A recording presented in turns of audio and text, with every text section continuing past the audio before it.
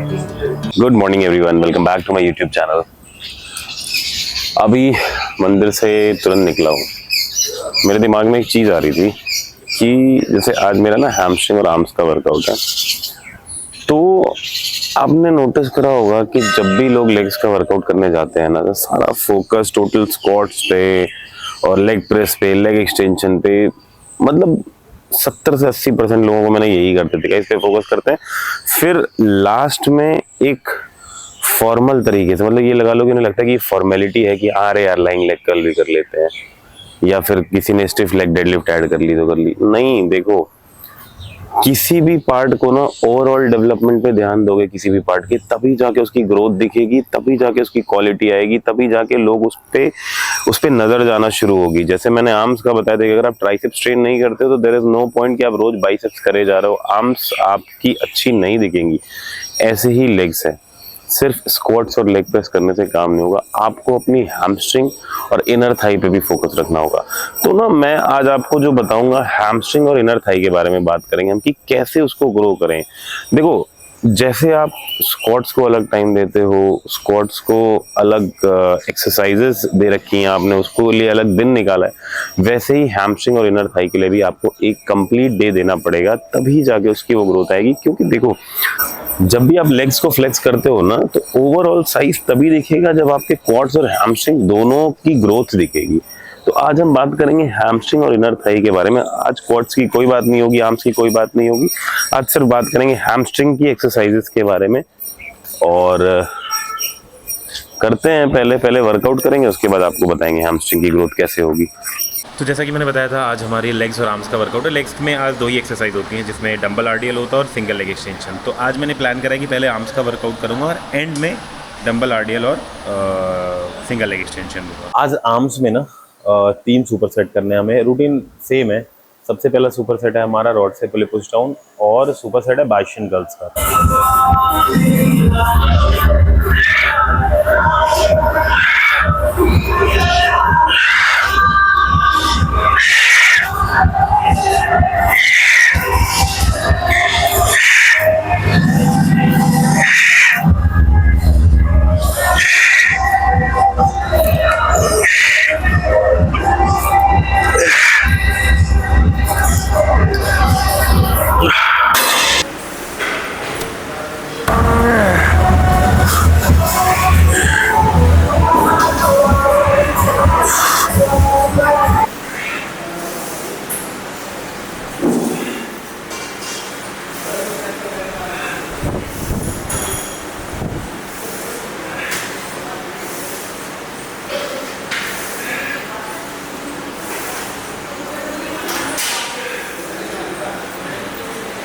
तो दूसरा super set है, वो है हमारा सिंगल आर्म प्रीचर कर्ल और केबल किक बैक।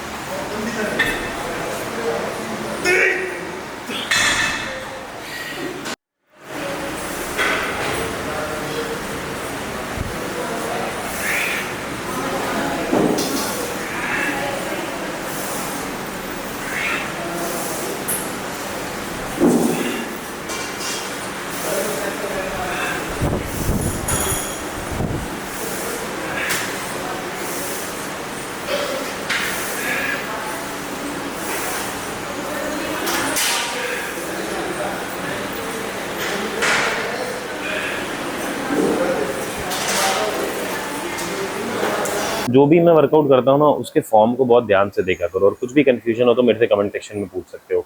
और जो लास्ट वर्कआउट होगा मेरा, जो सुपर सेट होगा, वो होगा स्कल क्रशर। स्कल क्रशर मैं केबल पे लूंगा क्योंकि मेरे एल्बो में पेन है, डंबल से पेन बढ़ जाता है, और साथ में लूंगा डंबल से हैमर कर्ल।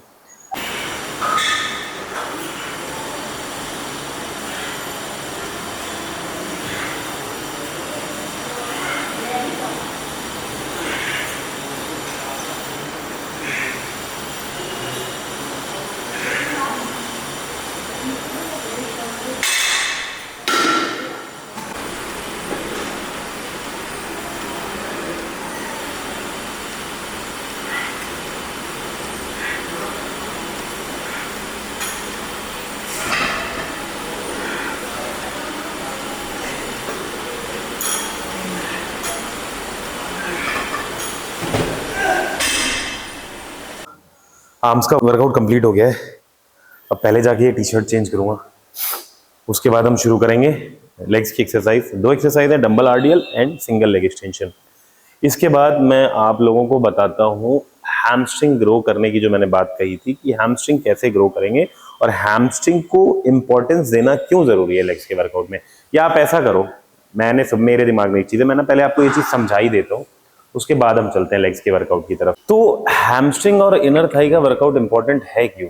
देखो इंपॉर्टेंट है ये बात तो बिल्कुल सच है, लेकिन मैंने लोगों को देखा है आते ही स्क्वाट्स, लेग एक्सटेंशन, सारे वर्कआउट क्वाड्स के करके लास्ट में फॉर्मेलिटी के लिए आप एक लाइंग लेग कर्ल या सीटेड लेग कर्ल करके चले जाते हो। नहीं, ऐसा नहीं करना है। सबसे पहली चीज है हैमस्ट्रिंग और इनर थाई हमारे लेग को एक थिक और फुलर लुक देते हैं। कभी भी आप नोटिस करना, सिर्फ क्वाड्स ग्रो करोगे ना तो कभी भी लेग्स को देखने में वो मजा नहीं आएगा सामने वाले को जो आपके ओवरऑल लेग्स को देख के आएगा, जब आपकी थिकनेस और फुलनेस दिखेगी लेग में। और वो कैसे दिखेगी? हैमस्ट्रिंग और इनर थाई को ग्रो करेगी। तो ये हैमस्ट्रिंग मसल है ना, ये आपको स्क्वाट्स और डेडलिफ्ट में भी हेल्प करती है, उसकी स्ट्रेंथ इंक्रीज करने में भी हेल्प करती है। और इसकी एक्सरसाइजेस को ज्यादा कॉम्प्लिकेट करने की जरूरत नहीं है। 2 एक्सरसाइजेस हैं, आरडीएल और लेग कर्ल, चाहे सीटेड लो चाहे लाइंग लेग कर लो। लेकिन बात जो इंपॉर्टेंट है वो ये है कि इसका रेंज ऑफ मोशन कंप्लीट होना चाहिए और कंट्रोल्ड रेप्स होने चाहिए। इसमें ये नहीं कि आप लगे हुए हो, पार्शियल रेप्स ले रहे हो और जल्दी जल्दी करो, नहीं, रेप्स आपके कंट्रोल्ड होने चाहिए और फुल रेंज ऑफ मोशन में करना है। और इसमें भी प्रोग्रेसिव ओवरलोड को ट्रैक करो जैसे आप बाकी एक्सरसाइजेस में करते हो, फॉर्मेलिटी के लिए नहीं करना है ये वर्कआउट। अब बात करूं अगर इनर थाई की, तो इनर थाई ना आपके हिप्स और लेग्स को, एडक्टर्स कहते हैं इन्हें, एडक्टर्स, ADDUCTORS। तो एडक्टर जो है आपके हिप्स और लेग्स को स्टेबल रखने के काम में आते हैं और इसीलिए इस मसल ग्रुप को प्रॉपरली ट्रेन करना बहुत इंपॉर्टेंट है। आप कितनी भी हैमस्ट्रिंग ग्रो कर लो, कितना भी क्वाड्स ग्रो कर लो, जब आप फ्लेक्स करोगे और आपकी इनर थाई की विजिबिलिटी कम होगी तो आपके लेग्स दिखने में अच्छे नहीं लगेंगे। और इसकी भी एक्सरसाइज के बारे में बात करो तो इसको भी बहुत कॉम्प्लिकेट करने की जरूरत नहीं है। इसको कॉम्प्लिकेट करने की जरूरत नहीं कि नए नए वेरिएशंस मत लाओ, सिंपल एक्सरसाइजेस करो, सूमो के अलग अलग वेरिएशंस करो। और अगर एडक्टर मशीन्स है तो एडक्टर मशीन को यूज करो। इससे ज्यादा इस एक्सरसाइज को कॉम्प्लिकेट करने की जरूरत नहीं है। लेकिन इंटेंसिटी जो आप क्वाड्स की, स्क्वाट्स की, लेग एक्सटेंशन की रखते हो, लेग प्रेस की रखते हो, वही सेम इंटेंसिटी रखनी है। और मैं आपको एक चीज और समझाता हूं, अगर आपने आप ये ऑलरेडी गलती कर चुके हो कि आप क्वाड्स को ट्रेन करते चले आ रहे हो, क्वाड्स को ट्रेन करते चले आ रहे हो और आपकी क्वाड्स जो है अब क्या कहते हैं, ओवर पावर कर चुकी है आपके लेग के पूरे ओवरऑल लुक को। तो अब आप ऐसा कर सकते हो कि अपने लेग्स डे के दिन शुरुआत ही हैमस्ट्रिंग और इनर थाई के वर्कआउट से करो, कोई दिक्कत नहीं आएगी आपको बाद में क्वाड्स ट्रेन करने में। मैं हमेशा से समझाता हूं जो भी वीक मसल ग्रुप है उसको पहले ट्रेन करो, उसको पूरी इंटेंसिटी के साथ करो। तो अगर आपको अभी भी आपको लगता है कि आपके हैमस्ट्रिंग और आपके इनर थाई वीक है तो अपने लेग डे की शुरुआत आप करो डंबल आरडीएल से, लाइंग लेग कर्ल से, एडक्टर से, उसके बाद जाओ क्वाड मसल पे। जो एक्सरसाइज अभी मैंने बताई डंबल आरडीएल, वो आज मेरी खुद की एक्सरसाइज है, तो डंबल आरडीएल देख भी लेना कैसे करते हैं। अब बस आर्म्स कंप्लीट हो गया था, मेरे 2 एक्सरसाइज बचे थे। उससे पहले मैंने सोचा मैं आप लोगों को ये बात बता देता हूँ। आरडीएल करेंगे, डंबल आरडीएल, और उसके साथ एक एक्सरसाइज लेंगे सिंगल लेग एक्सटेंशन। और सिंगल लेग एक्सटेंशन का ये जो वेरिएशन मैंने अपने वर्कआउट में ऐड करा है, जो मेरे कोच ने कराया है, मैं आपको बता रहा हूं इससे अच्छा, इससे बेटर लेग एक्सटेंशन का वेरिएशन हो ही नहीं सकता है। यूनिलैटरल मूवमेंट है, बहुत ही अमेजिंग मूवमेंट है, आप ट्राई करके देखो। बातें हो गई, अब चलते हैं अपना वर्कआउट करते हैं। वर्कआउट फिनिश करके अपनी मील लेने चलते हैं, क्योंकि मैंने पहले भी बताया वर्कआउट जैसे जैसे एंड होने वाला था मेरी भूख बढ़ती जाती है।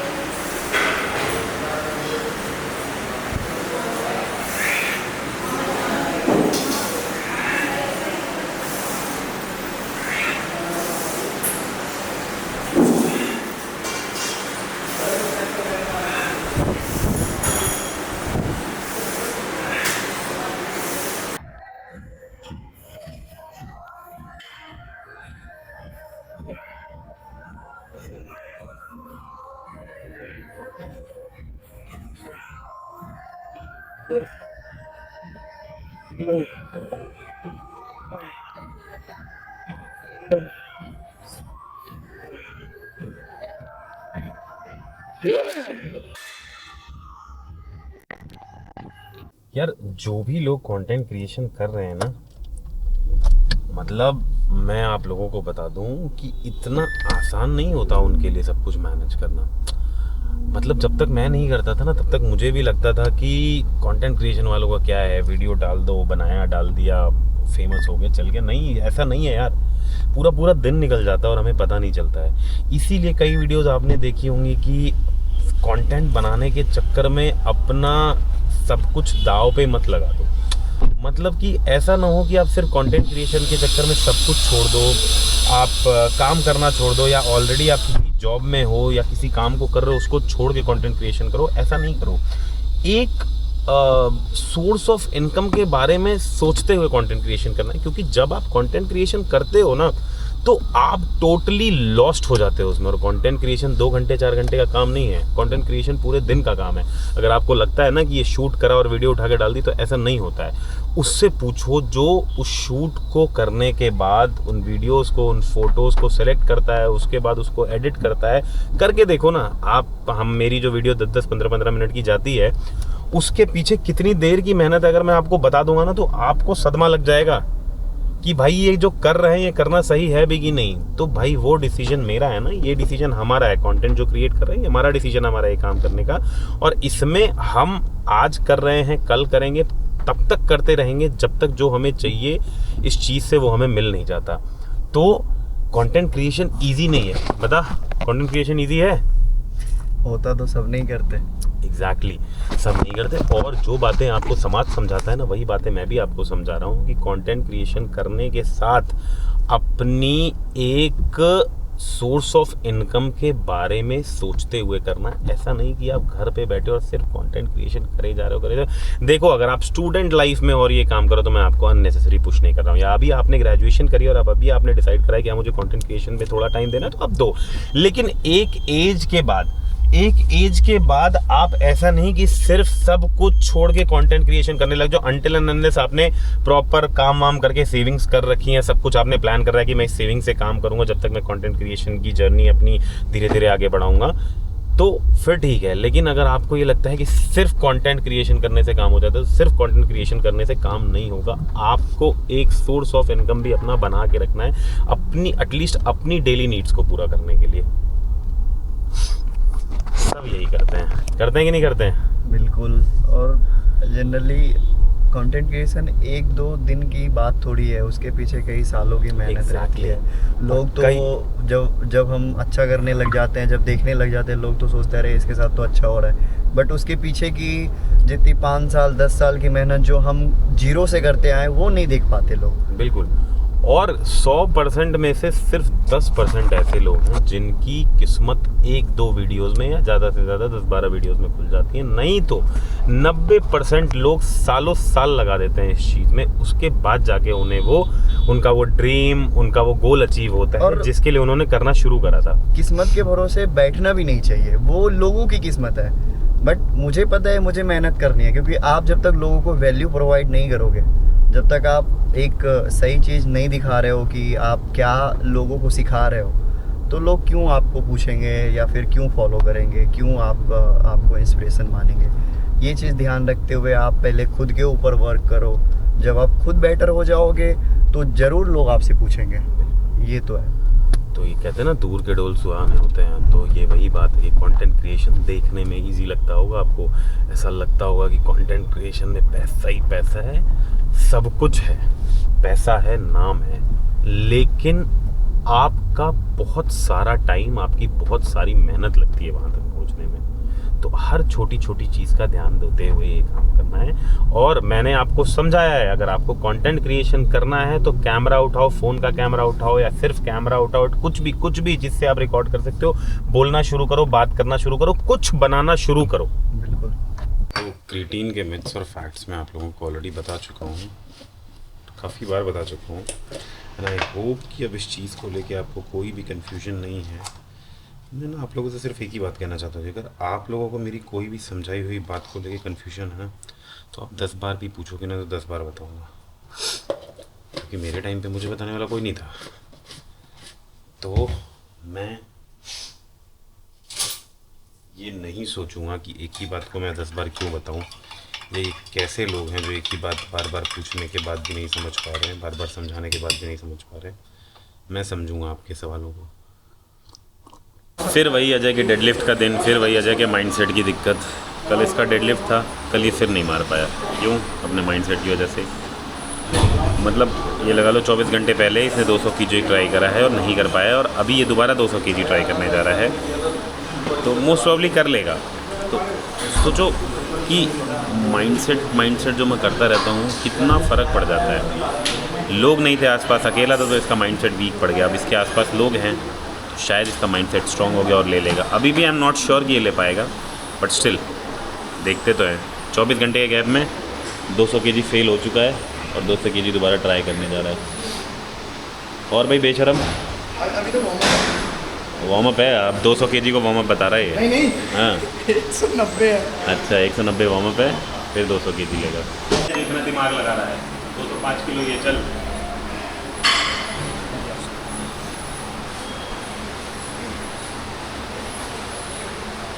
वो लगा लेना प्लेट जब वेट बढ़ा ही लिया है तो उसकी। हाँ तो बार बार करना। 200 लेगा तो प्लेट नहीं लगाएगा, 205 है तो ये लगा लेगा।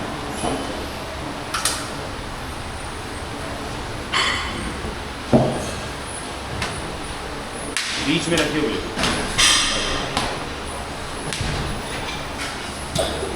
सीखो कैसे करना है। 200 केजी नहीं, सीधा 205 किलो। कल शाम को 200 केजी नहीं लगाया है जिसमें रेपिटेशन निकालता है। आज उसी वेट पे 205 केजी ट्राई करने जा रहा है, दोबारा 5 रेपिटेशन के लिए। देखते हैं।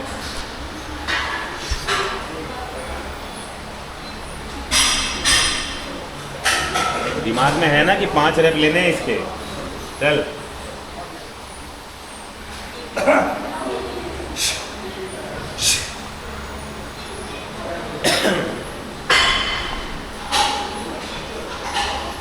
चलिए जी भाई, पूरी ताकत से मारेंगे 5 रफ।